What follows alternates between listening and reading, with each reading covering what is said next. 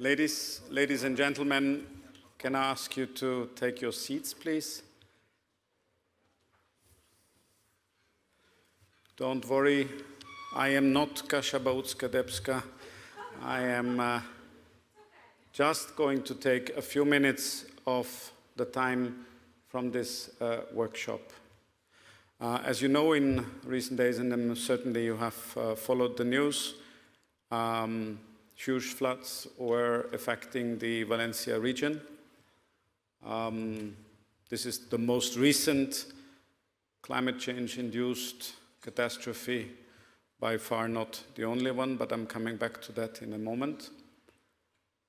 We have asked the president of the Valencia Chamber of Commerce, we have invited him to make a statement. For obvious reasons, he's not going to be here physically, and for equally obvious reasons, he's not even able to join us online. He sent us a video, and I invite you to first watch this video, and then I'm going to still ask you for another favor, so to say. And then my dear friend Kasia Bałtycka-Debska will take over this workshop, which in my personal mind is one of the most important of this SME Assembly, because it looks at the problem from an angle that is perhaps very technical to some, but it's very important to the SMEs. And please, can we have the video? Thank you. Buenas tardes, miembros y ponentes de la Asamblea del SME. Como presidente de la Cámara de Comercio de Valencia, me gustaría transmitirles la situación actual de las zonas y comercios afectados por las inundaciones que tuvieron lugar en nuestra región el pasado 29 de octubre. En la zona del Mediterráneo se producen fuertes lluvias cíclicas, pero en esta catástrofe el río, que normalmente lleva muy poco caudal, alcanzó un volumen de 2.800 metros cúbicos por segundo, algo que nunca habíamos vivido antes. Además, no contábamos con la infraestructura hídrica necesaria para este tipo de catástrofes. No es un problema de previsión empresarial, sino de la infraestructura hídrica. Es importante decir que la catástrofe ocurrió solo en una zona muy específica, que no ha alcanzado a la ciudad de Valencia ni al resto de la región mediterránea. En concreto, la Dana ha afectado a una población de 845.000 habitantes de un total de 5,3 millones de ciudadanos que viven en la Comunidad Valenciana. Nuestra prioridad ahora mismo es ayudar a todas esas familias y empresas a que sus vidas recuperen la normalidad. Pero hay otra forma en que todas las personas podemos colaborar, y es apoyando la economía de la región, que sigue con su actividad normal. Valencia necesita más que nunca que todos sigamos apoyando el turismo y el comercio local. Todavía no hemos podido evaluar el coste total de la reparación, pero estimamos que será una cifra superior a los 11.000 millones de euros. Estamos hablando de 66.000 empresas potencialmente afectadas y 69.000 autónomos, pequeños comercios, restaurantes, peluquerías, industrias. Estas empresas se distribuyen en 74 ayuntamientos. Además, hay 68 zonas industriales con una mayoría de pequeñas empresas, cerca del 80%. Las más afectadas son las pequeñas empresas ubicadas en las ciudades y pymes en las zonas industriales. Además, la agricultura se ha visto perjudicada con 84.000 hectáreas de producción de cítricos. La primera ayuda que recibieron estas personas, estas empresas, llegó a través de voluntarios, de jóvenes voluntarios que están ayudando con sus propias manos. En segundo lugar, el trabajo del Ejército ha permitido realizar el trabajo que se requería de equipos específicos. En este momento es urgente que se reciban todas las ayudas del gobierno local, nacional y también europeo, especialmente las ayudas económicas a fondo perdido para que las pequeñas empresas se recuperen. Estamos evaluando si las medidas prometidas por el Gobierno serán suficientes para cubrir los daños que aún estamos evaluando en detalle. El mensaje que quiero reiterar es que la mejor ayuda internacional que podemos tener es que la gente siga visitando la ciudad de Valencia, motor económico de toda la provincia, que es completamente segura y abierta para recibir el turismo y el comercio como siempre lo hemos hecho.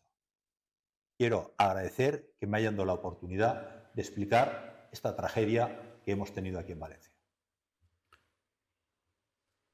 Ladies and gentlemen, I will be joined, we're here with our Deputy Director General Hubert Gams and my head of unit Bonifacio García Porras.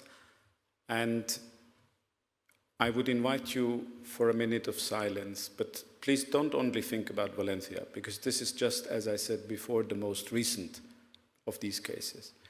We had floods in Poland, the home country of Kasia Bałtycka. We had floods in Austria, Hubert and my home country. We had wildfires, and we will have them again, we know that, in Greece, in Portugal, and elsewhere. I would ask you to join me and everybody here in a minute of silence for the victims of these catastrophes, including the most recent one in Valencia.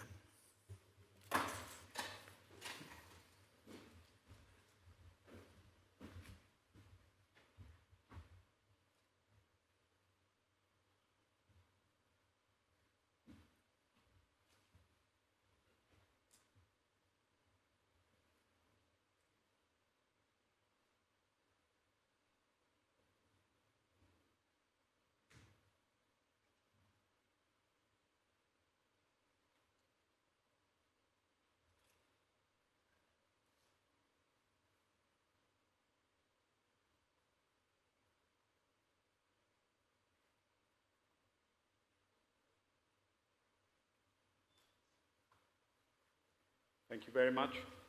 And thank you also to Juanma Revuelta, who is from Valencia, to come here nevertheless and to help us discuss important aspects of this problem. Kasia, the room is yours. Thank you very much.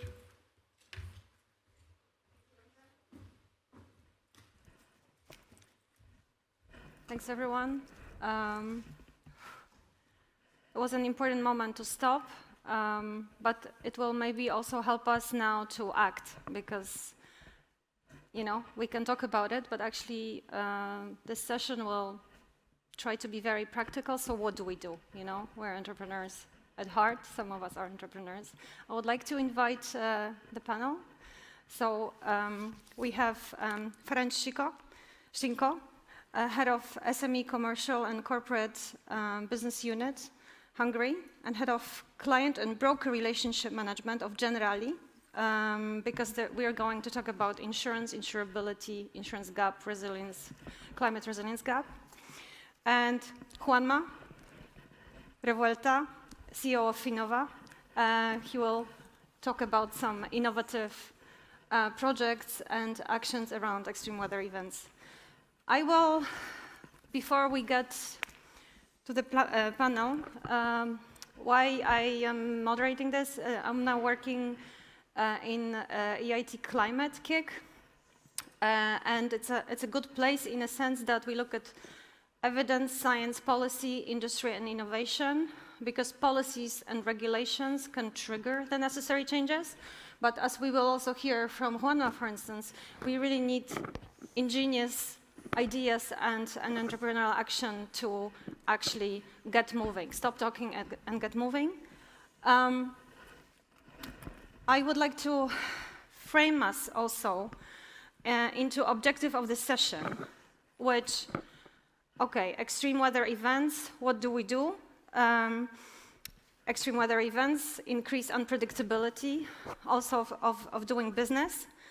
It's a risk that needs to be understood, assessed, managed, but it can be an opportunity. Luczka Bogataj talked about it in Portorož a couple of years ago. Now it's all here.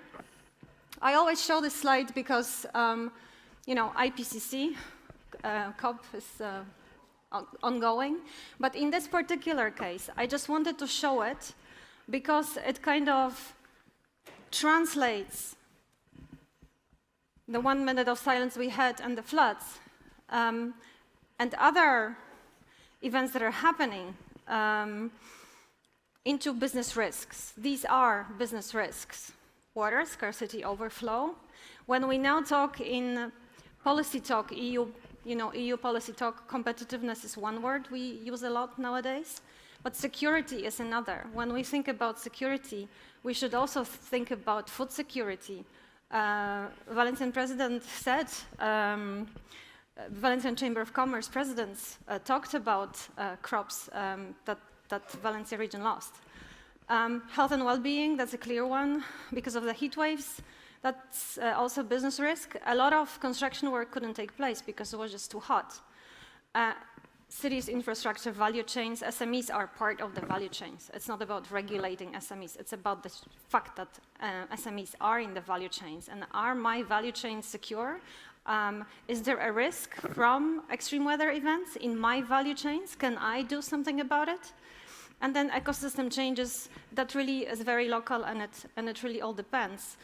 And these risks, these business risks, translate both into macro level and micro level. On the macro level, this is a risk kind of survey from World Economic Forum from 2023, where 1,200 experts, different types of stakeholders, have said that, okay, in 2 years' time, these are my risks, but in 10 years' time, it's getting green. These, in 10 years' time, or even sooner, because we see it already now, my business risks at the macro level globally are going to be green. From Valencia, we don't know yet how much it will cost. So first comment, it will always cost more if we don't act than if we act. Slovenia already knows. Their floods in 2023, which covered 2/3 of the country, the reconstruction costs are estimated at between 11 and 16% of the GDP, which is between 7 and 10 billion euros. What is also important, and here I don't usually read when I moderate, but this is important, and here I would like to be very precise. I have found an article when preparing for this panel from large asset management company, and this goes into insurability, but also attractiveness of investment. Slovenia knows how to minimize losses. They have deployed nature-based solutions, flood prevention, sustainable forest maintenance. So notice like the different aspects of the adaptation you have to do and the types of policies and actions you have to actually in a systemic way combine so that your action then to prevent is actually effective, or to rebuild is effective. So that means that we can still invest in Slovenia because we as asset managers, they say, are interested how quickly and at what cost a given territory is able to rebuild. And then if they rebuild in a way that takes into account adaptation and resilience considerations, then we are more likely to keep on investing. And then, of course, so that was the macro level, and then there's the micro level. This is from the ESG sprint, when consultants go into company and assess, or entrepreneurs want to know what are their microeconomic risks and opportunities. This all translates into how your customers see you, into the financing you can get, into the investing, into the talent. And then, because it actually came up in the first panel here, there is something called Climate Resilience Dialogue and a Climate Resilience Report from the European Commission, not commissioned by, but fostered by the European Commission, where different stakeholders have come together, including insurance sector, to see, okay, how do we narrow the climate protection gap? Climate protection gap is the difference between what is insured and what it's not, and why. This gap is different for different territories. We'll talk about it. There is low risk awareness and low capability and capacity in actually measuring risks. And the problem is, it's not only you have to look at your risk not just going back historically, but looking forward, which obviously makes it even more complicated. But this is what needs to happen when we design our adaptation policies and actions. Then there is a part in this report about insurance, availability, affordability, trusts, fragmentation. We have luckily an expert on it, but I just wanted to show you how it's relevant. And then there's an interesting figure. $1 invested into resilience translates into between $2 and $10 of avoided losses. It's in dollars because it's from World Resource Institute. And then who pays? So who pays this first money? And usually it needs to be public-private partnerships. So here today, then, we are in a perfect setup. And without further ado, I hand over to you, Ferenc. So what is the insurance side of this? Because this is like the first thing that comes to mind when something happens. Okay, have I been insured? And if yes, what happens? And if not, what happens? And then what do we do? Yes, thank you, Agnieszka. I have to say that climate change and extreme weather are the most challenging events for the insurance industry of ever. So the insurance industry, if we say it's existing since 300 years, we never see so increasingly demand of insurance. We didn't see so enormous amount of losses. So we are learning, we try to adapt every day new information. For example, I can give you a very quick example. Insurance companies working with NatCat models, natural catastrophic models, mainly for flood and flash flood. And for example, you know maybe that in September it was an event in Poland, Czech Republic, Austria with the name Boris. And in Czech Republic, we have compared the hazard maps that we used until now for flash flood. And we have recognized that 2 years ago, 3 years ago, the punctuality of this hazard map was approximately 90%. So 90% punctuality day shows which areas are endangered from flash flood. In this September, the punctuality, the same map was below 60%. It means that thank you. It means that not only the frequency, but also the severity of events raising along. Exactly, and I know that you have also some slides, because when we were preparing, one question is the current type of insurance we have, good enough, or do we have to invent something? And also this question of like, if people are not insured and they don't want to or they cannot, what do we do? Okay, maybe let me start with the Slido. So the question is, and you can answer it with the screening of the QR code, that in your opinion, how many SMEs are protected in Europe against natural catastrophe?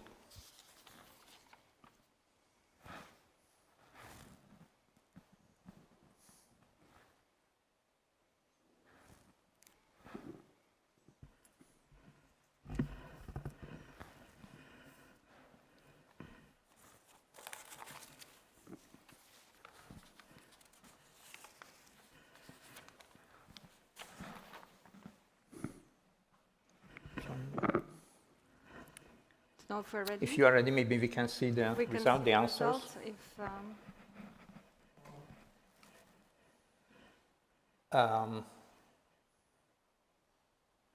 Okay. So it looks like everybody thought it was 26, but it's in fact 49, is it? Yes. Okay. The right answer is 49%. Some good news. Yes. Good news or bad news? It depends. Well, yes, it depends. It's all relative always, yeah. right? Because it means that we speak about Europe, I would say the most developed area of the world.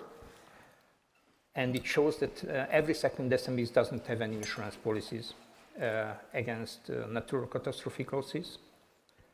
And if we go deeper and comparing country by country, we can see that the differences between Western European countries and Eastern European countries, Central and Eastern European countries are very different.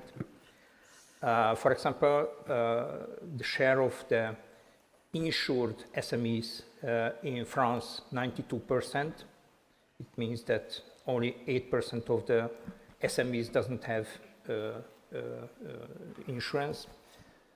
Compared to Romania or Latvia or Hungary, unfortunately, where the share of uninsured SMEs are over 60%. So this 40 or 49% is average in Europe, but with huge differences between Western Europe and Eastern Europe. So if we speak about insured SMEs, then, and it is my main takeaway for today, protection gap, what to be feared. You can see on the slide that the insurance protection gap is the difference between insured and uninsured losses. So at the beginning, we spoke about that how many billion of euros losses we were facing in the past. Unfortunately, it is only a part of these insured. If I look only the natural hazards, regarding Swiss Re data, only 30% of the events regarding natural catastrophic losses are insured globally. Of course, in Europe, we have a little bit higher share, over 40%, because of the reason what I mentioned before. But in some part of the world, they are very crazy. So it is the most, I would say, the most important mission for the insurance industry, but not only for the insurance industry, but for every stakeholders, governments, states, societies, to reduce this gap between insured and uninsured losses.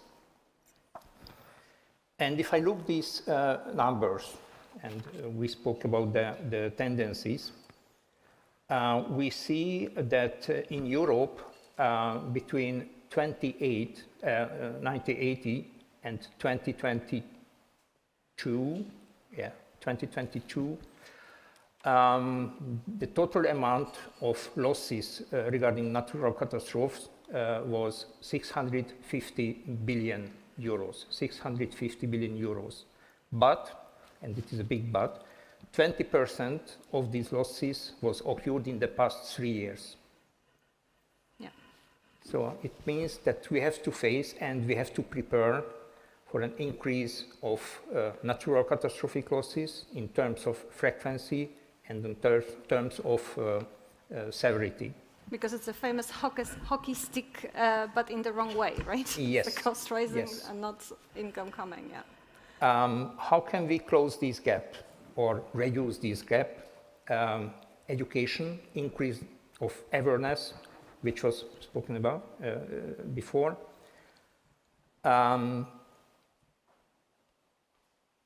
And not only increase the awareness, but to increase the willingness of self-care.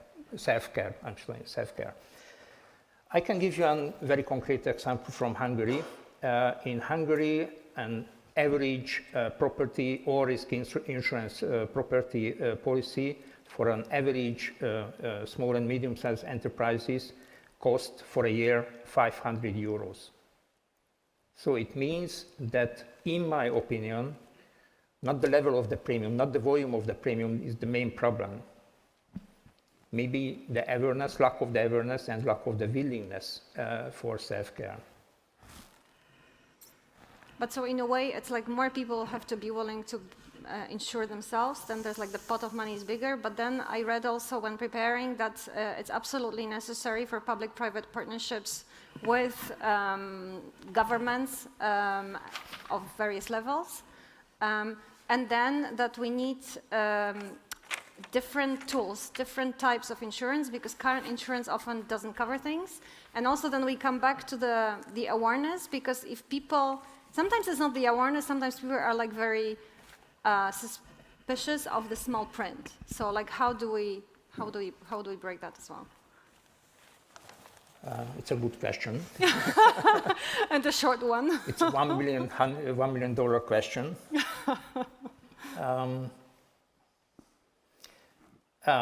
For example, I can give you 2 examples what General Group is doing regarding increasing of awareness of climate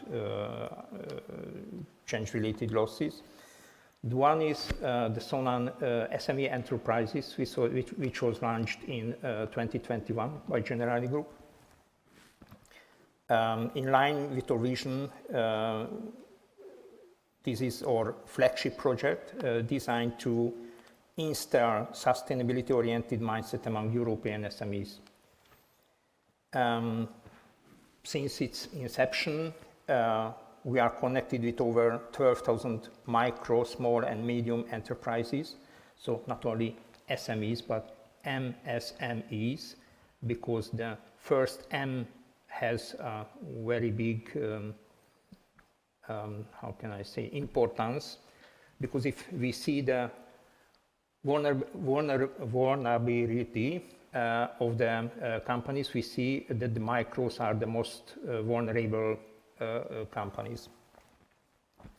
So since, as I mentioned, we are in connection with 12,000 micro, small, and medium enterprises, and partnered with SDA Bocconi School of Management to produce an annual white paper examining sustainability practices among SMEs or MSMEs, identifying challenges, benefits, and incentives for the green transitions. Last year, we launched this program in 10 European countries, from Spain to Poland and Hungary. And the General Enterprise is launching every year a white paper, not only for the SMEs, but also for the regulatory bodies. And the last edition will be focusing on European SMEs climate resilience. Yeah. Okay. The second one, what I would like to mention, is a brand new. It was signed only a few weeks ago. Cooperation agreement between the United Nations Development Program and the Generali Group. We are partnered to support the financial resilience of vulnerable communities, SMEs, and global value chains to climate and other risks too. Under this multi-year partnership, Generali and UNDP are developing researches, tools, incentivings for development of innovative insurance solutions. I will speak later on about it.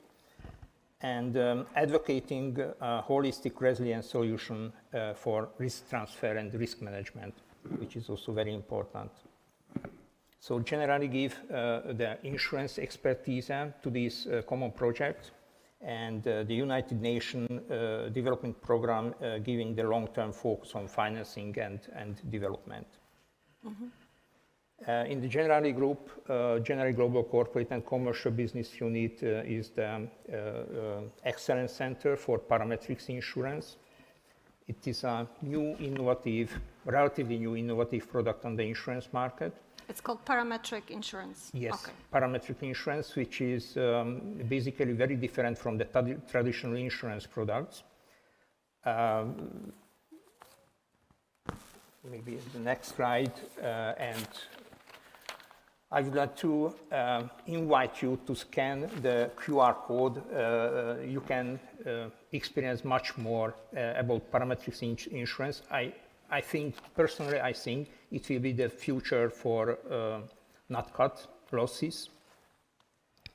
So it's different from the traditional product because it doesn't insure buildings, machines, other assets. It is an agreement between the insurance company and the client about a trigger and the threshold of the trigger, for example, the volume of rainfall. If the rainfall exceeds of this agreed level, the insurance paid automatically. So it means the payout, the keyword is here, the quick payout, which can help for the client. So the average payout period is between 10 and 20 days compared to a traditional insurance claims handling procedure, which can take months in several cases. Juanma, I would like to jump to Juanma to react to that. Because it was my closing words. And as I said, if you scan the QR code, you can experience much more about parametrics. Okay, because that's actually a nice segue to you. Does this new type of innovative insurance product, would that help? Because you work with SMEs and startups in your regions where you're active. And then also like on the innovation and the projects you're doing, what else can we do in practice? Thank you very much, all of you, and for the minute of silence. I'm from Budapest, from the capital, from this European Union Presidency, to say my best regards to the people in Valencia that are watching us by the stream. Okay. Innovation is a key issue for emergencies because thanks to technology and innovation, we will be able to afford this problem. This roundtable is about extremely weather and opportunities and challenges and what to do from the small and medium enterprise point of view. I have, organization can provide to you this info after. We have some data there that demonstrate how climate change exists and has been increasing the number of casualties, the number of flows, the number of fires. If I'm not wrong, the last year, 3% of the total surface of forests in all over the world was burned. This is a drama for the climate change and also for the casualties. We have been talking before about casualties in Europe. What about what is happening in Africa or Latin America? 2 weeks ago, 13 millions hectares were burned in Bolivia. We will see with this presentation, we have my team in Brussels, they have tried to identify the different windows from the European Union to see how, with some examples, how to afford the challenge of innovation for preventing, for operation, and for reconstruction after. That's some data about European context. If you see, you can see how are increasing more and more the number of flows or the number of weather events. Okay? What we have at the moment? We have from the European Union, the European Copernicus Protocol, what is really good in terms of big data, for emergencies. We have the European Civil Protection Mechanism, that is okay. In my opinion, has not enough resources. We have the Emergency Response Coordination Center, and we have the rescue program. In terms of budget, about the European Union Solidarity Fund, okay, it's okay, 280 million per year. But if it was just around 11 billion euros, just Valencia, and allow me to say that we have suffered that in the province of Albacete, in Malaga, and in all over Europe. What happened with the fires in Greece this summer? Okay. About the emergency aid reserve, we are talking of about around 500 million per year. What is okay, but it's not enough. Okay. We are our foundation. We are a small foundation. We are present in our headquarters is in Brussels, but we are in Valencia. We are in Sevilla. We are in Canary Islands, in Madrid, and also in Chile and in Latin America. Okay, we have a commitment with emergencies, and we believe in this concept E+P, innovation for the public institutions. We need to work with startups, with academia, universities, to incorporate that good ideas, innovative ideas, to be more efficient. But let's start with Erasmus program. 26.2 billion. Now, time to start working. We have seen how in Latin America, allow me to explain, Argentina and Chile last year, around 500,000 hectares were grown. They need capacity building of the people that manage fights, but also flows. Let's talk about flows also in Latin America. Okay, there is an interesting new call, bet 100% subsidized up to 400,000, deadline 29th February. We have started working in this call. Okay, one example, if someone wants to be inspired, is a set of program. It's still alive. It's a project financed from the European Commission, Erasmus, that is to train the civil servants that manage emergencies, any kind of emergencies, fires, floods and inundations, health emergencies. What about the cybersecurity in critical infrastructures? Okay, it's and allow me to offer, it's for free. You have micro accreditations and training if someone that is listening is interested. About Interreg, another quite interesting tool. We are talking of 10 billion euros for cross-border interregional cooperation, not only into Europe, but also with the border regions. Okay, some data of fires, as we have not a lot of time. You can see there the risky and what has happening. 60,000 forest fires every year in Europe. Can you believe? 2 billion estimated economic losses. And, as an average, is 500,000 hectares burned every year. Average. Last year, it was just in Spain and Portugal. Okay? One example. The 5.10 Plus project is interregional cooperation. Spain and Portugal is a project 3.3 million euros. Okay, this is a quite interesting project that we are open to serve to any territory that wants to work. Allow me to explain, this is consequence of another iconic project, Cilifo project, 26 million euros. And because of this project, we launched the first, it was 5 years ago, we created the first incubator for startups in the field of prevention, fires, operation, and also reconstruction.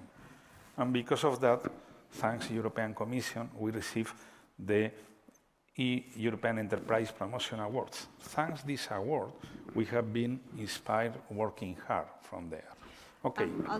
Seems to me, in terms of so what do we do, the EU funding in different areas, because there has been Interreg, there have been other types of projects. This is pivotal. But you come from Valencia. You work directly with the SMEs. What else and who else in practice needs to do something? And then I would like to come back to you, because maybe like what we have to now collect is good practice examples so that we can more quickly learn from each other in terms of what it is that we can do. And I just wanted to also check, because I talked yesterday to Professor Wiklund, and he said he just wrote an article about this, but I can't see from here. No, must have been called over to other duties, but look out for Professor Wiklund's article on that as well. So in practice, okay, projects, yes. If you want to be in a project with Juanma, here he is, and afterwards, what else can we do? What do you do with SMEs? Okay, small and medium enterprises. It's because of that we have here information about the next live project. It will be in September 2025.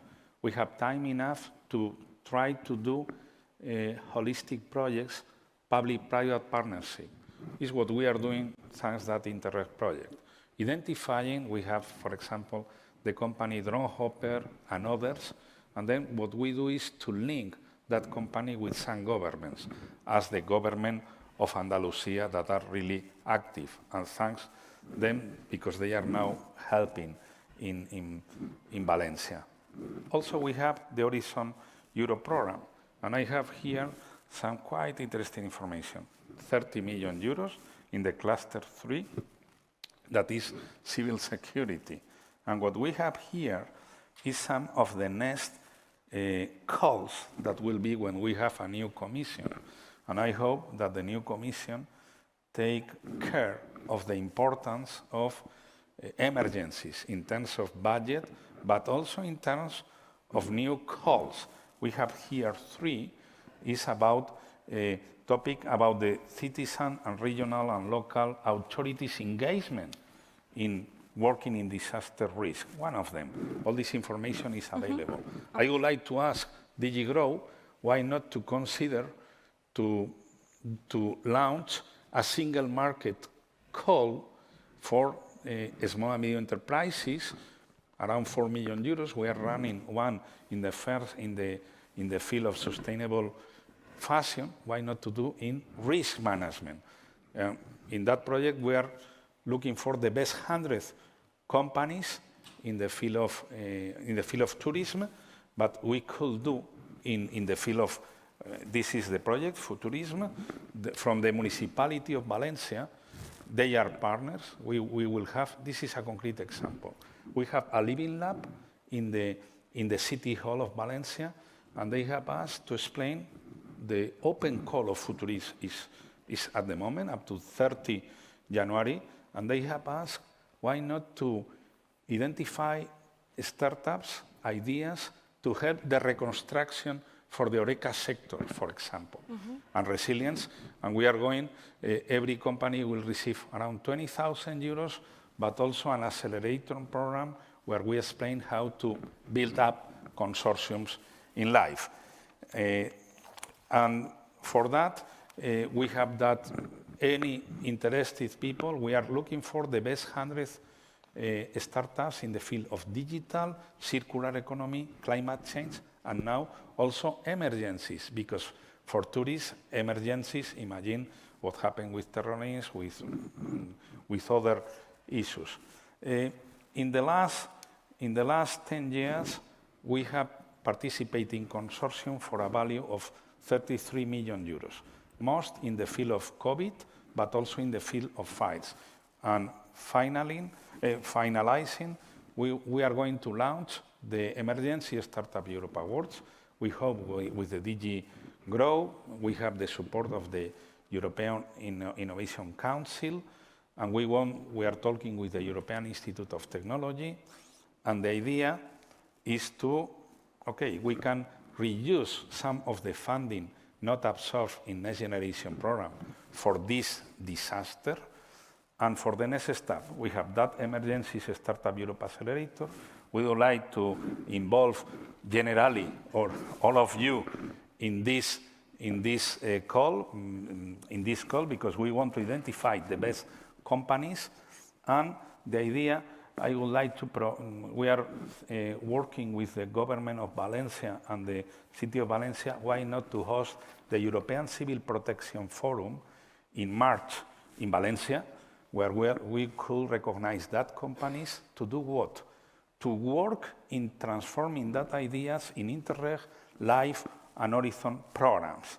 And finally, in October, we hope to have all the results in that 13 October International Day of Disaster Risk Day. We have that open call.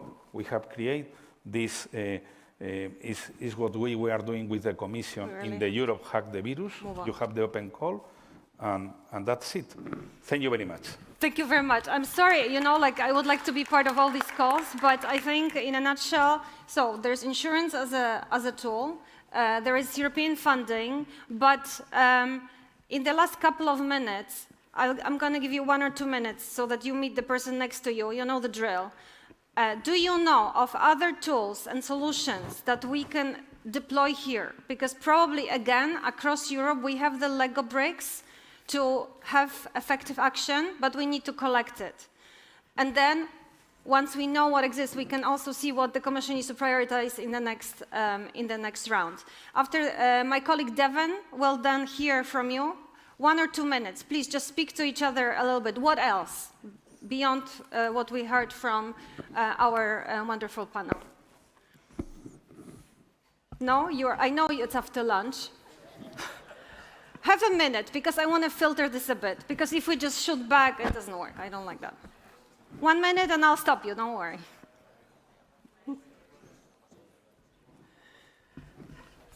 I had to be. No problem.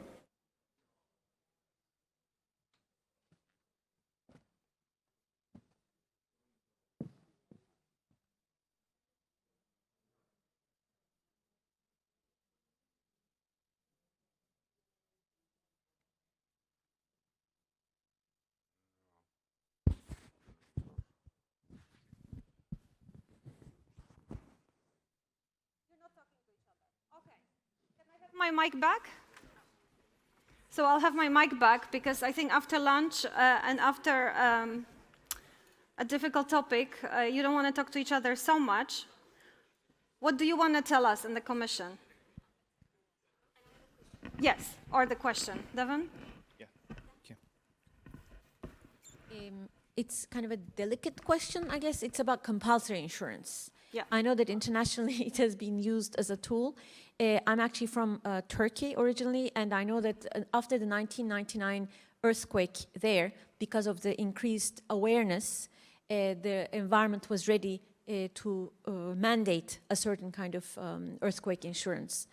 And I know that this has been discussed as a part of the policy toolkit in Europe. To what extent has it been pursued in some member states, and what do you think the trend would be there? Thank you. Okay, thank you very much for that comment. Compulsory insurance as a possibility. Are there some other comments? We have a couple of minutes left to use this opportunity to feed some voices, some opinions back from you.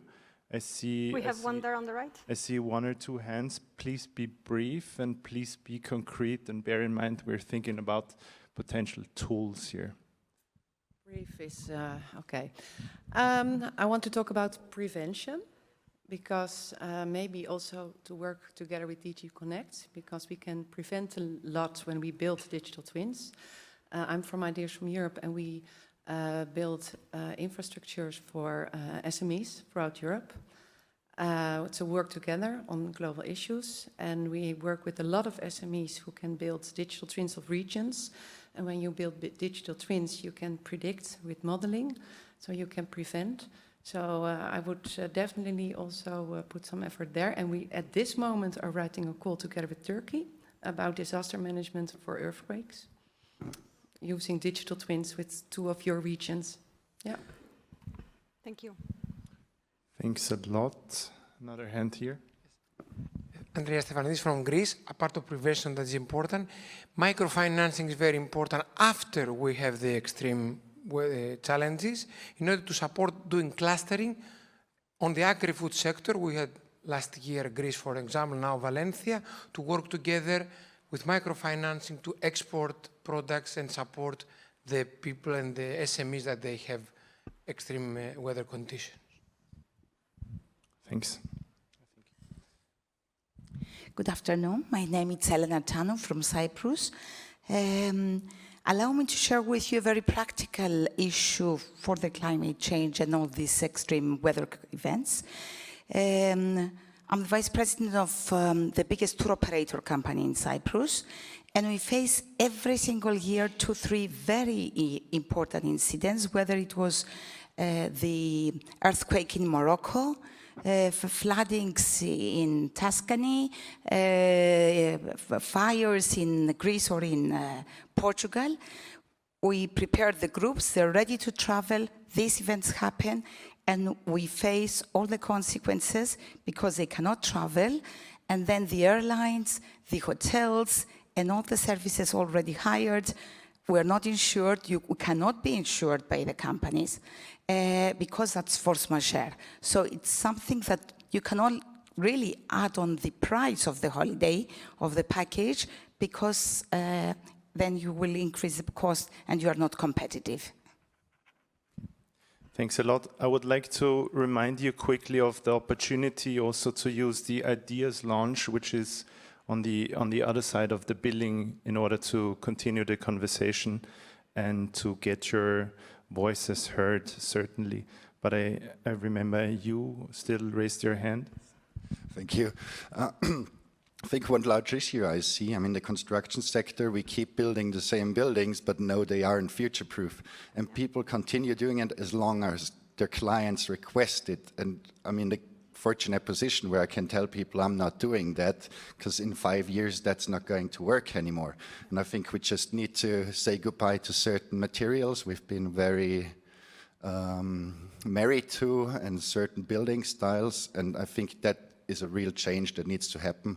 The insurers have the data on what works, the builders have the data on what works, but we don't do it. Excellent. So there we already see lots of different elements coming together. May I? I think yes. I would like to have also one. I would like you to respond, and then afterwards, just so that we're ready, we would like to see the graphic recording. One idea for the European Commission, because currently only in the agriculture insurance are a kind of subvention of insurance premium. Maybe it should be extended, or other industries we are very much affected from NatCat claims, natural catastrophe claims, not only the agriculture industries. And this obligatory, the question about the... Yeah, obligatory insurance, yes. Yes, and other idea is to build national natural catastrophic pools, which exist, for example, in France. It should be also a solution. Mm-hmm. Okay, about the first question, I definitely for all what is digitalization, perhaps tools like Digital Europe combined with the European Institute Technology Digital could help us in the prevention. I'm not talking just in the emergency calls to be efficient, that of course, yes, but also before. With artificial intelligence, we can recreate the map of risking situation. And of course, imagine if we, because there was a study from the Polytechnic University of Valencia 15 years ago with the budget of preventing the problem of Barranco del Pollo that has collapsed. And imagine the cost of now 11 billion euros is crazy. About the question about microfinance in Greece for the tourist sector, I think that of course let's work together, my friend, and Calimera. Let's work together. Every year we meet here. Let's work together. Why not in the Interreg Med program and creating like a revolving fund under Interreg to show other regions how to do that. And I'm pretty sure the government of Valencia, the region of Valencia, will be interested. About the interesting question from Cyprus about how to ensure, we have seen how in COVID it was one of the sectors that has suffered more. What about the insurance? Why not to be inspired, what you mentioned from the agricultural sector, to subsidize a little bit, but okay, let's balance that. because now tourists, they are earning a lot of money. Do we really think they should be subsidized when they are asking for 250 euros for a night hotel in Madrid? I don't think so. But perhaps under the Futurist project, that is the open call now, some with Generali support, we could work in some insurtech solutions to think about that. And finally, about the question of PropTech materials, also in Valencia we suffered a big drama with this building that was burned with also casualties 1 year ago. Okay, there exists a quite interesting tool called PropTech, Innovation in Real Estate, PropTech Startup Europe Awards. There are 3,500 companies inside, and thanks God, the new commission now has taken this new responsibility of housing, because it's a big problem. How to prevent risky situation in real estate. And there we have a lot of solutions. It's for free, it's in internet, and every year Dirk Peiling, that is the president of this European Federation, they do also this open call for anything in PropTech, also in preventing risky situations. There are a lot of tools. Perhaps what I think we should improve the cooperation with from academia with municipalities and regional governments. And okay, there is, I think it's a quite important issue. Thank you. Thank you very much. Again, it seems to me we have the Legos lying around. We have to put them together. On the construction, it's especially interesting and important because of the level of employment in construction sector in Europe. And then digital twins, I know of use of digital twins in construction, for instance, and mitigation. Because let's also not forget that, okay, we talk about the insurance, so it's like sort of before extreme weather event occurs, and then, okay, what do I do after? We talked about some possibilities of innovating, but let's not forget, beyond certain level of changes, adaptation is no longer possible. So we still cannot forget that we still have to mitigate, which means cut emissions and cut material use. Because what we often forget, and that was mentioned in another panel, okay, the previous 5 years of the Commission were more on the emissions cutting, but actually the circularity and the use of resources, and not just scarce resources, is another element that will help us lower and improve on mitigation so that we don't have to adapt so much. Can we see the, from Sabine, must have been not easy to capture all of it. I can't see it very well from here, so I'm not going to make any intelligent or not intelligent comments. You can have a look, take a picture. Come to the Ideas Lounge because it feels like we could do more. If you want to do projects with Juanma, here he is. We have the money here. The report I have mentioned on the resilience gap is going to be on the app. And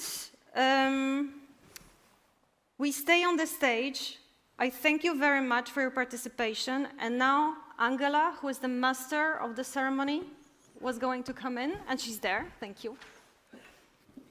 But I would like a round of applause. Thank you.